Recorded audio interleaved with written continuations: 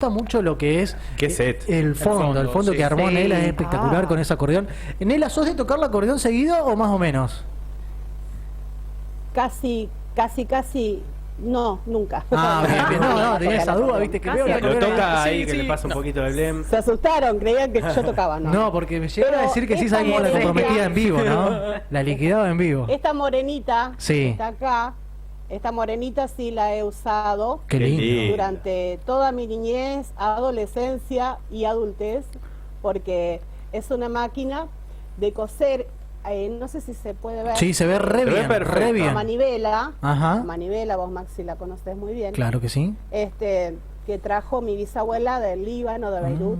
Mira. Y bueno, eso sí vino en el barco.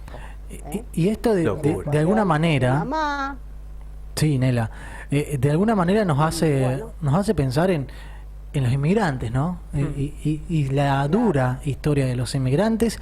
Y hoy tenemos una efeméride relacionada a ellos. sí, por supuesto. Una vida dura, como decís, de sacrificio, de ilusiones, pero más allá de eso pensemos que justamente trajeron sus sueños, sus sabores, sus tradiciones, su familia, sus historias, que no es poco, es todo. Ujú. ¿No tenemos acaso ADN Claro de que sí. tantos europeos, de gente de Medio Oriente, de hermanos de Latinoamérica también? Sí. ¿Ustedes sabían que la Argentina es el segundo país luego de Costa Rica en recibir inmigrantes a lo largo de toda la historia? Porque si nos vamos bien para atrás, vamos a hablar de los españoles que vinieron allá en el 1500 y pico, donde solamente aquí había 300.000 habitantes. Pero si nos vamos a la época del 1812, cuando comienza esta gran llegada de tantos y tantos hermanos que venían mayormente de Europa, como les decía, vamos a hablar de que justamente ha sido un crisol de razas que, por supuesto, a través del primer triunvirato, que justamente el 4 de septiembre del año 1812 establece una disposición que fomentaba la inmigración y ofrecía protección a los individuos que quisieran habitar este territorio nacional. Por supuesto, nuestro país, como les decía, en 1880, 1930 fue la mayor llegada, provenientes de distintos lugares de Europa, la mayoría. Y bueno, como les decía, Argentina tuvo la mayor proporción de extranjeros en relación con el total de su población. ¿Por qué digo esto? Porque en el año 1914 un censo decía que una tercera parte de los habitantes del país estaba compuesta por inmigrantes. No, es un montón, es un montonazo. Sí. Y además, bueno, históricamente, como recién lo mencionaba vos, Nela, sabemos que Argentina se consolidó como tal, siendo un país receptor de inmigrantes. Sobre todos. todo de Italia. Claro, sobre todo, Muchísimo. bueno, de Italia Italia, y de Europa. España principalmente. Y acá, como nos decía también, muchos descendientes de libaneses también. Creo que si nos ponemos a hablar rápidamente aquí en nuestra mesa, todos somos descendientes Sí. de inmigrantes. Creo que la mayoría, Claro que y así se consolidó el Estado argentino también. Sí, recordemos que también en el año 1853 se ratificó que los extranjeros que quisieran vivir en este suelo argentino tenían, atención con este dato, igualdad de derechos y obligaciones que los nativos. Eso también es un punto muy importante. Ellos podían venir a labrar la tierra, a mejorar las industrias, a introducir y enseñar las ciencias y las artes, por ejemplo. ¿Y dónde se establecen? ¿Dónde se establecen? En las grandes ciudades. Claro. En Buenos Aires, en Córdoba, aquí en Rosario. Bueno, por supuesto, esto ya es un datito de la actualidad. Ustedes saben que la Dirección Nacional de Migraciones otorga 200.000 radicaciones anuales. Esto es ahora lo que pasa en la actualidad, ¿no es cierto? Y bueno, por supuesto, históricamente tenemos tanto, pero tanto para decir.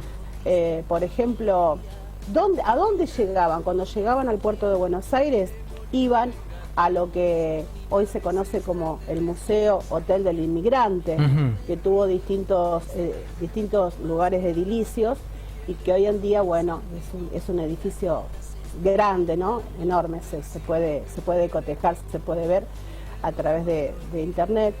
Y bueno, ahí era donde los recibían y donde, por supuesto, le daban algún tipo de orientación a dónde iban a ir, a dónde se iban a dirigir, cuántos eran, el tema de la nacionalización, ¿no es cierto?, entre comillas. Paulatinamente todo eso se fue agilizando, gracias a Dios, y por supuesto vinieron con muchas ilusiones. Todo lo que digamos es un poco redundante tal vez, pero es importante hablar de que ellos son un ejemplo del pasado, pero también del futuro. Viste que por ahí muchas veces nos encontramos con gente que ante el menor obstáculo abandona todo, ¿no? Sí. Ellos son los que siempre han ido para adelante, ese sentimiento de mantenerse vivo, aún en lugares, porque siempre escuchamos algún abuelo, algún tío, algún conocido que decían, no sabíamos ni a dónde íbamos. Claro. Eso, ¿no? Solamente y eso. en muchos casos que venía un miembro de la familia, ¿no?, a ver si podían asegurarse una nueva vida en otra tierra, y después de a poco iban viniendo los demás miembros. Bueno, por supuesto, parte de la familia quedaba allá, como todos tenemos parientes, los que somos descendientes de inmigrantes, pero primero se venía, viste, algún miembro de la familia, generalmente un padre, algún abuelo, a sentar bases. Después, cuando había un poquito de billulla, se empezaban a traer a los demás miembros. Y muchas veces decían, por ejemplo, nos vamos a Italia. ¿Y por qué decían esto? Porque se iban a pasar el día a la asociación de italianos que estaba cerca de sus casas.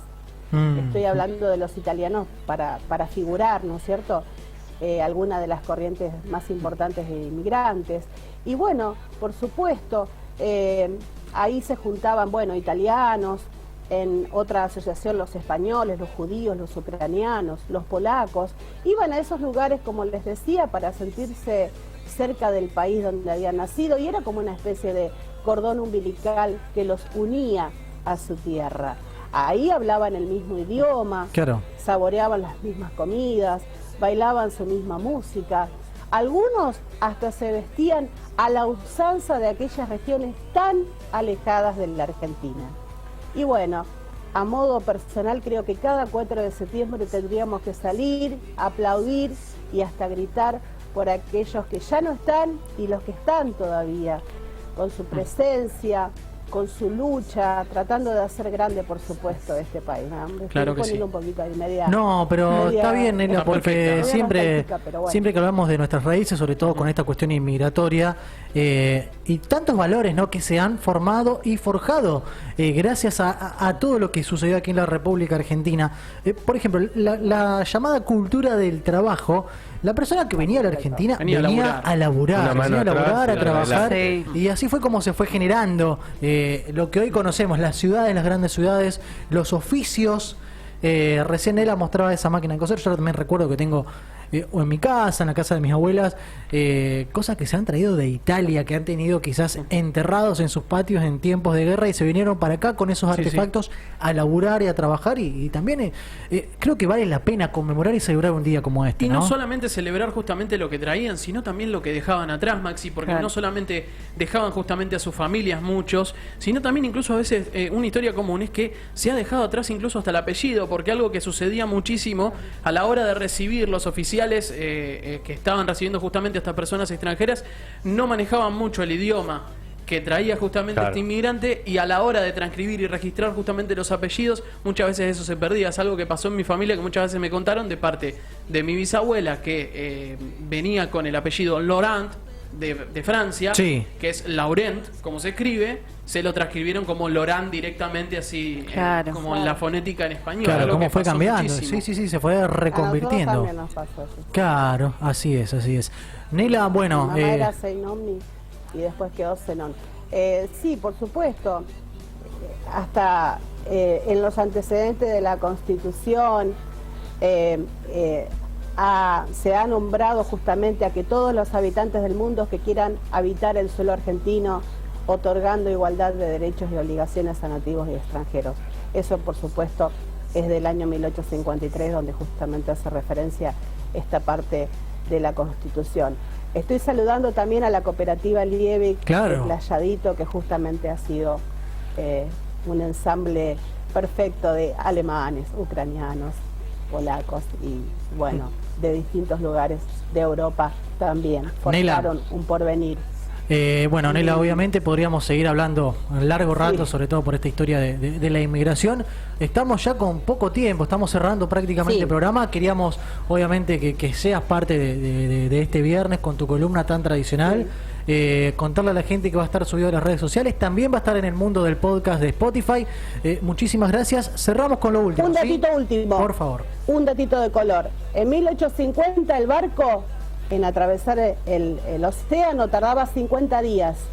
En 1930, 13 días. Eso es un datito de color que quería contarles. Cómo ha ido cambiando la tecnología. De ser descendientes de esos inmigrantes que habitaron en este suelo argentino. Vaya para ellos mi cariño, mi respeto y por supuesto mi admiración. Buen fin de semana. Buen fin de, Nela. Los quiero muchísimo y gracias por este momento compartido. Abrazo grande.